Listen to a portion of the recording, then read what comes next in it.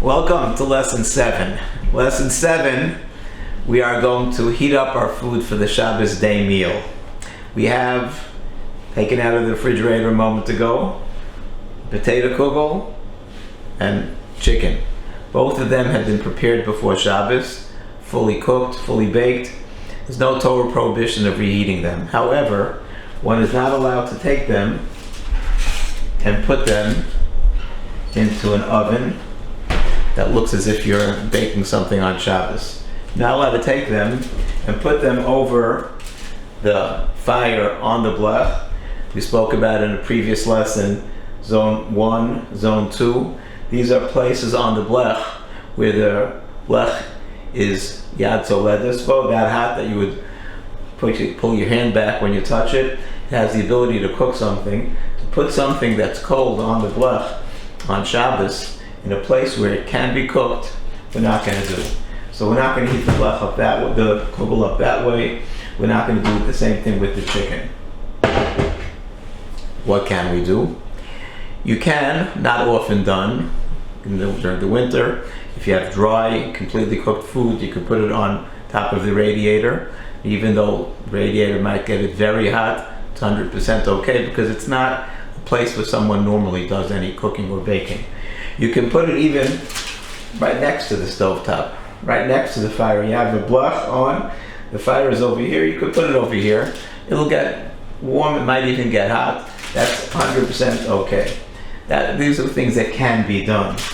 But what is the most recommended way? The way that it's something called hefsek kedera. Something that's called, it's on top of a pot, there's a pot that is cooking, that is separates between the source of the heat and the food that you want to heat up for Shabbos. So if you have a cholent in a crock pot or a pot of food on the blech, you might have cholent on the blech, you can balance something on top of it. You could take a pan, a baking pan or something like that, put it on top of it, and put your kugel on top of that like that. It's going to get hot. This is set so the cholent is boiling. It's very hot. The heat leave the kugel there long enough, it will get hot. Take a pan, and same thing you could do with your chicken. Now we've been saying that the food has to be cooked, fully cooked. It has to be dry. The chicken has a lot of gravy in it. If I was going to put this on top of the crock pot, the gravy is going to melt and you'll have a lot of liquid. So if we want to heat this up on Shabbos in this method, what I would do is I would take some pre-cut aluminum foil, take as much of the chicken as we want to have, take it out of the gravy. It might be a little bit that comes with it that's insignificant, as long as there won't be a lot of it.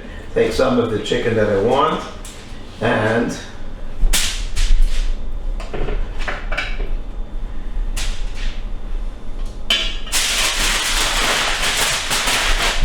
now we have fully cooked food, fully baked food that's dry, and we could steady these both on top of this crock pot. Then, if it's there long enough, it'll be nice and hot before you're ready to serve. You might want to do the same thing with your challah. The challah, if you have challah that you made fresh and you have some in the freezer, you can take it out of the freezer, put it on top of there also, as long as you have room. It's okay. This is 100% okay. It's one other possibility, which some people allow, some people don't. You might want to ask your rabbi how you should conduct yourself. Let's say you don't have a cholent in a pot, or you have more things that you want to warm up or heat up. Can you take an empty container, an empty thing, and put it on the blech? Do we look at this also as if this is a hefsek kedera? This is really a baking implement, but it doesn't have any food in it. Do you look at this as just it's another layer of a blech, or since it's something that's made to bacon and it has a significant amount of space between it and the blech, we look at it as if it's also like putting something on top of a pot. Some allow that, some that don't. You could ask your Rav what you should do. So if I don't have any room on the crock pot for something else, so if I take the challah out of the freezer,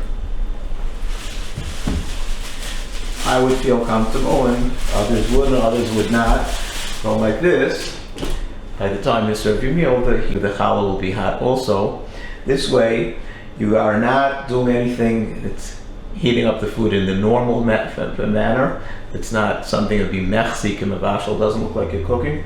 It's a way your food is going to be able to be hot for Shabbos. Enjoy what you have. Enjoy. Many people use a hot plate, a plata.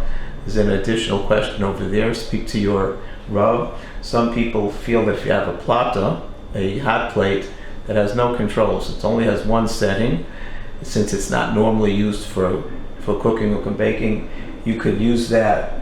That's not like putting it directly over the fire.